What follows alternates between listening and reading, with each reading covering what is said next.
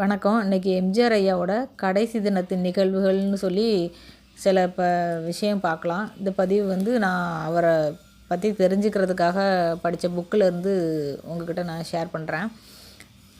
எம்ஜிஆர் ஐயா கடைசியாக நடித்த படம் மதுரை மீட்ட சுந்தரபாண்டியன்.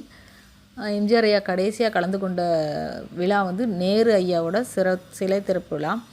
எம்ஜிஆர் ஐயா கடைசியாக பார்த்த படம் வேதம் புதிது. எம்ஜிஆர் ஐயா கடைசியாக வழி அனுப்பி வச்சது பிரதமர் ராஜீவ்காந்தி ஐயாவை.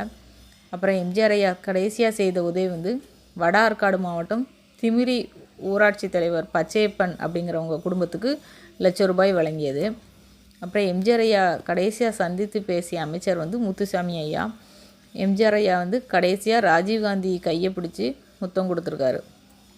அப்புறமா அவர் கடைசியாக பேசின பேச்சு நான் நன்றாக இருக்கிறேன், தூங்கப் போகிறேன் அப்படின்னு சொல்லி தன்னோட உதவியாளர்கிட்ட பேசியிருக்காராம்.